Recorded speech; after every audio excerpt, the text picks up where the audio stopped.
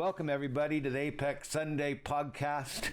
We're hosted by two petrol heads, myself, John Dowsett, and Rob Ross. And this is the podcast that banters and rambles on about Formula One races, news, and events. John, in MotoGP, the riders are often saving crashes because they crash a lot more in motorcycle racing than car racing because they can go back to the pits, get another motorcycle and all that kind of thing, right? But it's very popular for the saves that some of the riders do. Like you said, how could they possibly save that crash? And I noticed that at Silverstone, there are some nice saves. I mean, this circuit really pushes them to the edge, especially on the throttle, it seems. We saw a lot of drivers spinning off or almost spinning off Max during qualifying, you know, that kind of thing. Do you think this course is like a power course, basically? Like if the throttle is the key to a great lap on this circuit more than others? Could be. I think that the event of the people going off and the people pushing it over the limit. Right. One is the sprint race. That, there's no pitting. The second one is I think they're very comfortable with the track, and therefore they can go to the edge. Right. Because we saw Verstappen and Leclerc in qualifying just do really nice saves out of the last corner before the finish straight. Yes, and when Hamilton passed Leclerc, man, like I can't believe how responsive that car is when he went off the track and came back on. Oh, yeah. And I think maybe that's part of it. If they're able to go off the track and bring it back on because that's the design of the track, then they're comfortable driving at the ragged edge. Yeah, it's crazy. They're going to take the risk to do the throttle a little bit earlier, and if it works out, it's great. Maybe. Because there was a lot more of that. Look at Vettel, you know? Yeah. So it's just I'm not used to seeing the F1 cars wiggle around this much, but it was nice to see that during this race. It was. All right, let's talk about qualifying.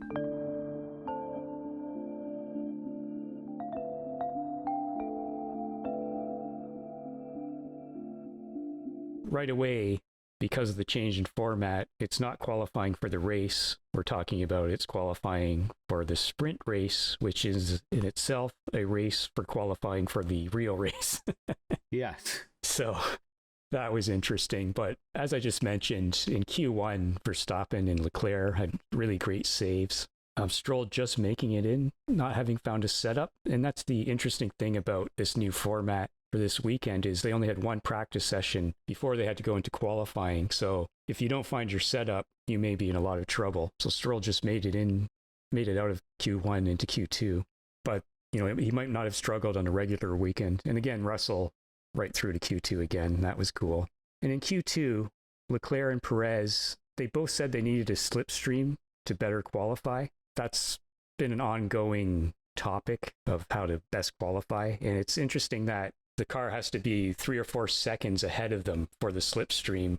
So it would be, you know, we can't see air, obviously, but it would be fascinating to see the wake, like the depth of the wake and the width of it and how far it goes to all these cars. I just thought it was like the slipstream is very powerful, but I guess maybe they have to be behind a certain amount and then catch up to them at the right point to get the advantage of the slipstream because it's all in the straights. There's also it has to be in the straights, and if they're too close, I guess it affects them on the corner. The front end washes out. Yeah. I know when I ride my bicycle and a transport truck goes by, yes, that effect lasts a long time. Right. It's not just the instant rush of wind as it goes by. That it lasts for a while. Maybe it's stopping the wind as well. I don't really know it, or it's creating dead air. Right. More than actually sucking you along. Yeah, and all the wake that it creates, and then all the cars going through it creating more wake is just the chaos of airflow. So that's probably why they've went back to ground effects for next year, so that, you know, we can go underneath the car. There's a lot less disruption and so forth. So that's cool. But in Q2, Stroll, Giovinazzi, Raikkonen, Gasly, Alonso, and Ocon did not make it into Q3. Ocon had a new chassis, so we had to see how that helped him this weekend. Russell again makes it into Q3, which is outstanding. And we saw Ricciardo get into Q3 again, which he hasn't been in since Baku. So he's slowly improving, but he's not up to Lando's speed yet. I won't say level because he probably is a similar level, but he just doesn't have the speed at the moment. And then Q3 again, Russell was outstanding, no toe, and he finishes 8th. To me, that just means Mercedes have got to sign him because Lewis isn't going to be around forever. Russell's the future for Mercedes, or at least one of the rides there. And Hamilton had a nice save in Q3 on his last lap. Didn't cost him pole position. Q3, we had Russell doing outstanding again. So again, I think Mercedes have to sign him. Lewis is not going to last forever. I can't see them losing him because other teams are expressing interest, including Red Bull. I don't know how serious that is, but it's there. Hamilton had a nice save and he lost time on his last lap, but it didn't cost him pole position. What did you think of qualifying overall? It was great qualifying. I agree entirely with you about Russell. Russell was the star for me. Mm-hmm. It's nice to see Danny actually do some work and I think he's getting comfortable with the car. Yep. I think that Mercedes, I mean, there's now rumors going about Bottas going rally driving. Yeah, I've heard that. I mean, he is Finnish, so they have a thing for snow in that country just like we do. So right. So what's next? But I don't think he's long for this world. I don't think that Perez is going to be in the seat next year either. But who knows? Who knows? Anything can happen. Right. All right. So should we move on to the sprint race qualifying or qualifying sprint race or whatever we want to call it? Yes. Yeah. Yes.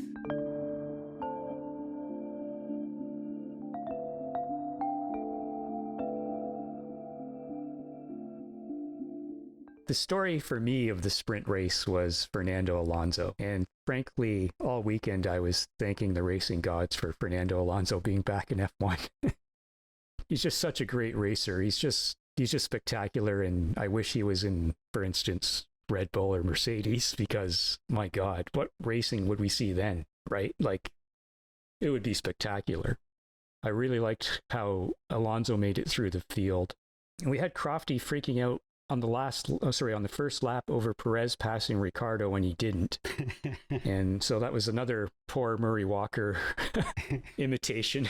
For some reason, when Murray got it wrong, it was charming, but I don't know, Crofty is screaming his guts out, and it reminded me of our terrible commentator here in Canada, Brian Williams. I don't know if you remember him from CBC. He would come in and do the F1 races. He'd know nothing about F1. They have a rear wing on the back of the car, which creates downforce to push it onto the pavement. Yes. And John DeLacy, oh my God, he's going for a pass.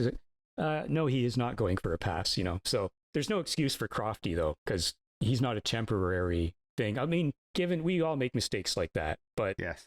It really annoyed me. He was just screaming it out. I don't mind the mistakes. I get a giggle out of the mistakes. Mm-hmm. But the screaming, I have to turn off the volume because I can't cope with it. And they're screaming about things to the point where they're screaming about things. And it was almost comical because at the beginning when he was screaming and there was nothing to scream about, he was screaming about things that didn't have anything to do with screaming. Yeah, exactly. And I'm seriously considering watching the races without commentary and seeing how lost I am or how not lost I am, because I did find it particularly annoying this entire weekend, Crofty in particular. We also saw Perez spin at Beckett's, which again is back to our earlier conversation about pushing the limit and the throttle being a key element to this circuit. And even after Alonso fell back, he made up 6 spots at the beginning. He fell back towards the end because he had the soft tire, but he races very cleanly. People are saying he was weaving, but he was far ahead. I think he was just trying to break the toe at that point. He wasn't weaving in the braking area or anything like that. And it was a shame that Russell technically finished in the points in a regular race, but in this race, he didn't score any points.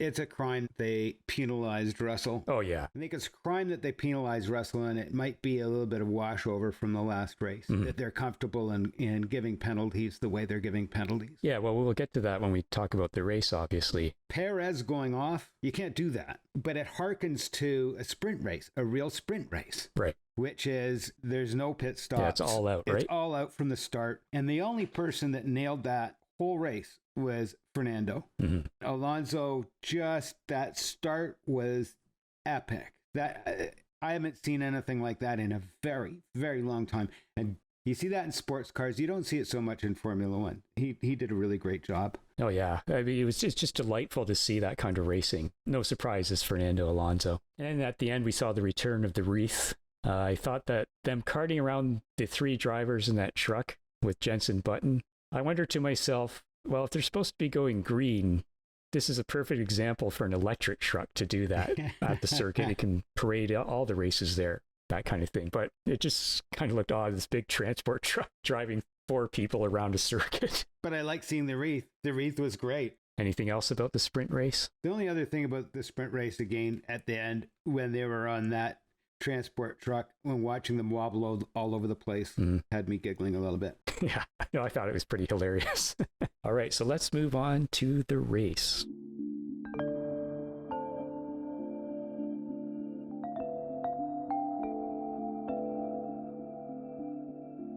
Before we talk about the racing incident, it was a very good battle at the start for half a lap. Yes, it was. I was really enjoying that. And then we had the incident, which I've used the word incident, and it's not a coincidence because I believe it was an incident. I'm reminded of Scully, the pilot who landed that plane into the Hudson River. And when they took him to task for his decisions, he rightfully pointed out, I'm not a computer. I'm a human. I need 3 seconds, 5 seconds, whatever, to make a certain decision. And once they took all that into account, they said he did everything. He did the best job he could, and he saved all those lives. But at the beginning, they were kind of implying that he did not do the best job he did because their analysis was all based on, well, this is a situation, therefore you do this, as if, you're not surrounded by a whole bunch of variables and you have to make a decision. So yeah, Lewis was a bit wider, but he was also pushed towards the edge, and Max was pushing back and forth. They both were. To me, it was an incident. What is your opinion of that accident? Same opinion as the previous race where people got ridiculous penalties. I don't think that there should have been a penalty. I think they were racing. Yeah. What came out of it for me was just the political humor that came out of Red Bull. Yes. And Helmut Marko saying that he should be having a race suspension. Yeah. Which just furthers his reputation as a complete wingnut. Yes. It's no secret I have no fondness for Red Bull's ownership and management of their F1 team. When they were complaining about the Renault engine and saying, oh, no one's going to give us an engine and so forth, maybe we'll pull out of F1 and all that, I thought that style was just terrible for the employees. Like if you're a Red Bull employee and your bosses are saying, well, we're going to pull out and all this, I mean, what does that do to your workforce and everything? Or perhaps they know that they're just being like that, but... Now, you have to realize that if you look at that video footage over and over and over and over and over and over and over again, you'll see that the front end of Lewis's car was washing out. Yeah, he understeered. He did understeer off of his line, but at the same time, there's no movement on his steering wheel. He was trying to leave as much room as he could. Yeah. There you go. It's racing. And that's the kind of racing we want to see. Yeah, absolutely. I mean, if that's the standard, if the standard is we have to penalize this, then why wasn't Perez penalized for the Kimi incident? It makes no sense. Or why wasn't Lewis penalized for the Leclerc incident as well, which happened on the same corner? Right. Yeah, Leclerc went a bit wide and sort of washed himself out. But yeah, the standards are just... He did that because he didn't have his elbows out like Max did. Right. He could have stayed in like Max did. Right. And the result is they both survived. Right. Christian Horner he's still going on about, we're going to maybe consider asking the FIA to penalize Lewis further and all this nonsense. It's just, I really have no patience for that kind of nonsense anymore. I don't know if I ever did, but it kind of grates me more now than it ever did in the past. And I know people have sort of soured on the sport because the politics got to them. Well, not only that, but if it's going to affect the racing, we watch it for the racing. Yes. And we have a problem with a lot of Americans not watching. Yes. Because there isn't any wheel-to-wheel action where they're bashing into each other. There can be wheel-to-wheel that makes it exciting when they pass each other. And there's more of it this year than there has been in a long time. Yes. Because the field has bunched up nicely. All of the midfield are so close in performance that they're all together. And really, you don't know who's going to be, probably fifth or sixth, fifth to ninth, down to 12th. Or you say it up to 12th, well, yeah. Sure. I mean, you know that Mazepin and Mick Schumacher are going to be off the back and down a lap or two from everybody else. But yeah, this race, it was up to 11th, and then the 12th was lapped. But yeah, the 11, 10, close, 9 and 8 are close, and 7, and then there's a big gap to 6, and 6 and 5 are close. AlphaTauri is also going to be off the back, but the rest of the teams, really, they can be anywhere. Alpine, Aston Martin, AlphaTauri, and now Williams, except for Latifi, who seems to be a perennial backmarker. Yeah. And Ferrari.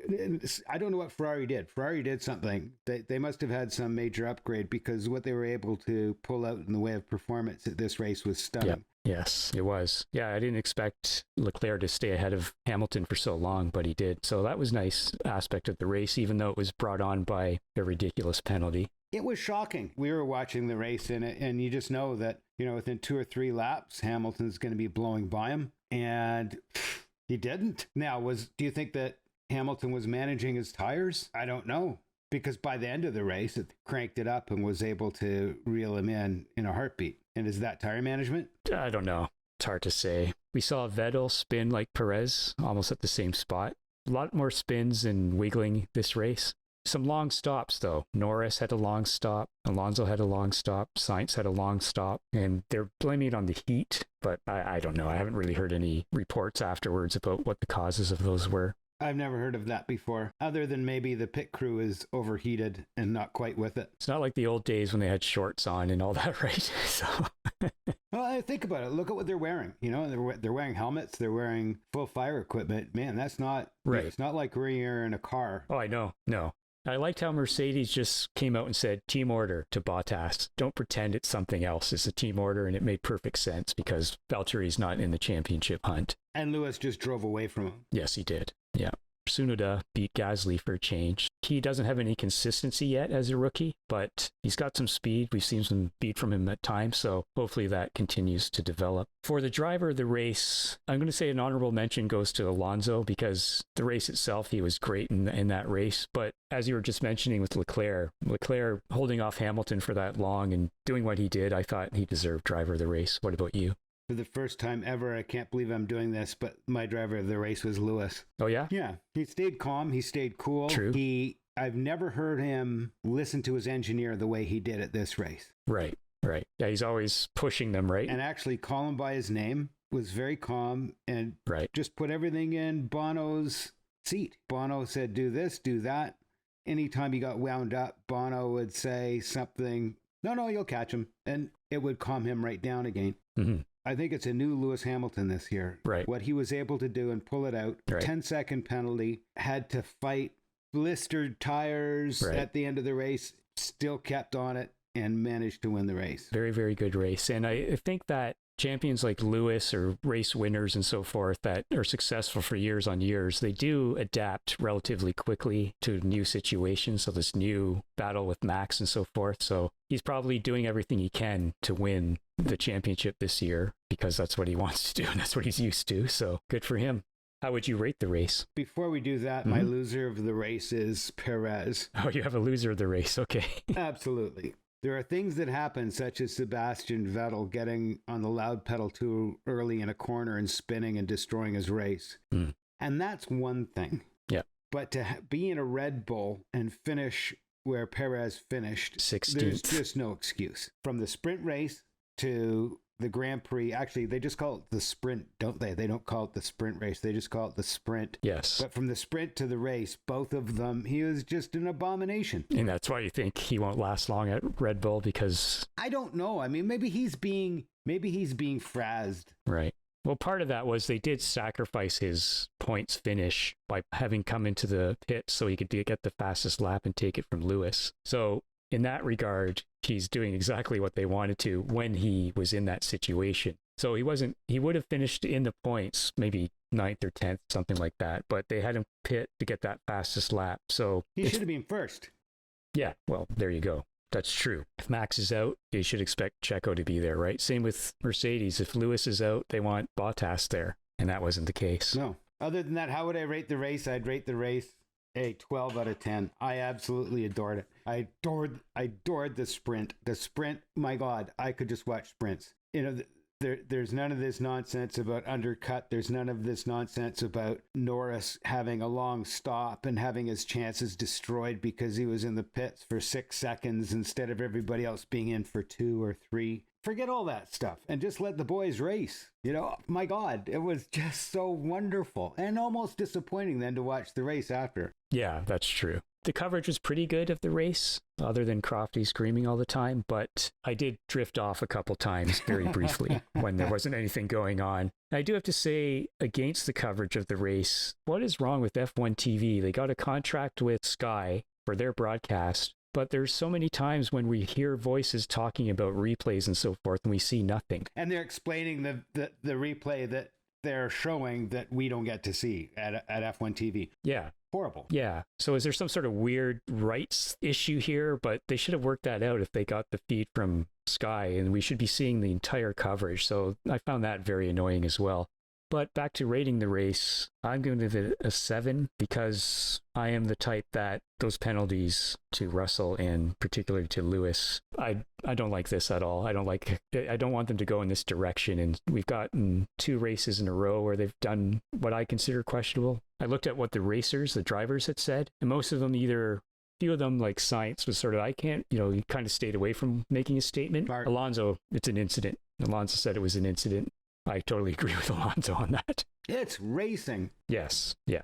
And you have to let them race, for God's sakes. And Christian Horner coming out. Since when it is, as Rick Kreuzberg suggested in the chat, since when does Horner decide where you can pass and where you can't pass? Yeah, him going on and on about stuff. It just reminded me again of when Max went wide and got penalized because he went completely off track at Coda a few years ago. And they mentioned, well, that corner has to be like that because of the motorcycle racing. And so Horner's like, get rid of the motorcycle racing. So what's he going to say? Get rid of the sports car racing at this track. Like, the track doesn't exist just for F1. There's races there all year long. So he has to, that kind of attitude just disturbs me. It's like, yeah, I know you're in F1. It's the premier open wheel category. I'll give you that, sure. But you don't have to be a about it. We don't have to listen to him either. I don't want to listen to that kind of nonsense. Mm-hmm. Yeah, I think he was probably behind the second call. There was a second call from the Red Bull pit to the head steward about what had happened and how horrible the event was. Mm-hmm. It's not their role. I don't even want to hear that nonsense. Just leave it in the background and let him be a whiny little schoolgirl. That's fine. Mm-hmm. If it had been Max that had come from behind and passed Lewis on the outside, not only would he be applauding Max, but the whole world would be applauding Max if you were able to pass on the outside around a corner. Jacques Villeneuve was famous for it. Mm-hmm. Senna was famous for it. Yep. There are a few other drivers that have been famous for passing where you just don't pass and pulling it off. And why do you not pass there? You don't pass there because the odds of you being able to take that line through the corner is impossible. Yes.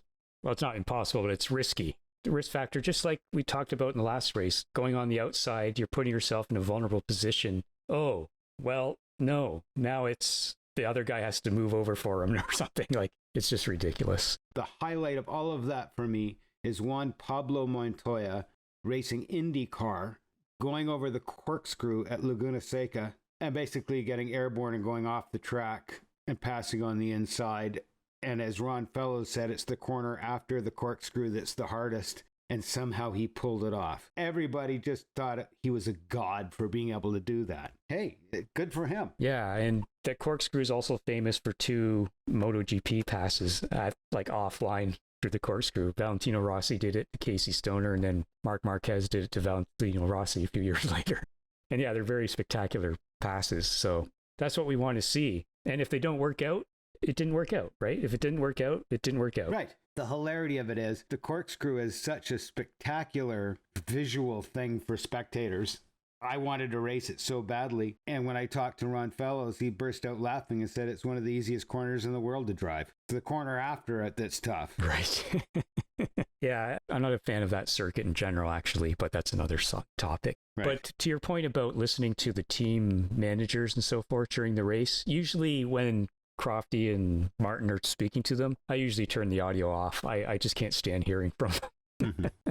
So maybe the next race I'll watch without any commentary whatsoever. And if I need it, then I'll watch it again with the commentary. Speaking of that, however, when the drivers are talking, I am very, very impressed with Max. Mm-hmm. Max is very cognizant of the fact, and he is very genuine in complimenting the team and complimenting all the people that put it together and complimenting all the people that make the car what it is for him. Because really, all he is a servo in a remote control car. Mm-hmm. Yes, he knows how to do it, but without the rest of the team, he's just a pilot. Right. Well, that's the thing. The champions and the winners understand that it's not just them. They need their team to pull off what they do, and their team needs them to pull off what they do, right? Like, that's why Mercedes needs to sign Russell, because he can pull off things, I think, that Valtteri just can't. And he can obviously set up a car. Oh my God, can he set up a car? Mm-hmm. If he's able to do that, and look where Latifi is,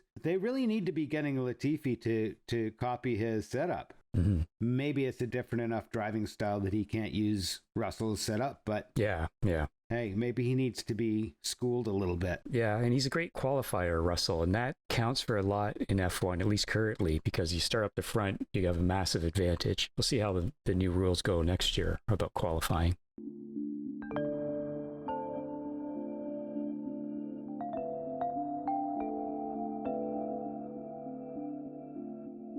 Now, in regards to news, what did you think of the 2022 mock-up car that the FIA put together? Two things. First, I didn't like the paint scheme, and I thought that was pretty terrible. The shape of the car, I'm okay with it. I've seen cars that I've really hated when I first seen them, and then I've seen them in person or something, and it's like, oh, that's a really nice looking car, right? So I'm just going to give it some time. I'm happy they're doing it. I'm happy that they're trying to push a lot of the downforce underneath the car so that they can race closer and so forth. We have the talent in F1 in terms of the drivers. So many good drivers right now that can race each other well. So I'm very hopeful about it. And I also found it extremely amusing that they had their drivers around the car, and all the drivers but the Aston Martin drivers brought their helmets with them. And I'm like, why do you have your helmets with you? You're just there talking about the car.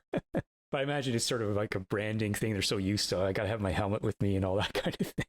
What did you think of it? I thought it was kind of spacey. Yeah. Maybe a little bit IndyCar-ish looking. Mm-hmm. I've heard people say, I don't think it will be a representation of what the car will look like, to be honest. Yeah, that's what I heard too. They said that that's sort of the FIA's design, and Rob Smedley had a big part in that. But the teams are free to make their cars within the new rules, and they'll probably look, somewhat different. That's when we'll really see the new cars, when all the teams launch them. If I could get rid of one thing, I'd get rid of DRS. Yeah, well, that's, again, because of the sort of terrible downforce situation we're in now with following, right? They need the DRS to allow you to come up and follow. Even when they get an advantage with the tow, it's just still not enough. They need DRS. Anything else in news, or are we done? I think we're done, unless you have anything else. All right, John. Well, that's it for this podcast, and we'll see you at the Hungarian Grand Prix, virtually, of course. Talk to you then. Bye. Cheers, Rob. Bye.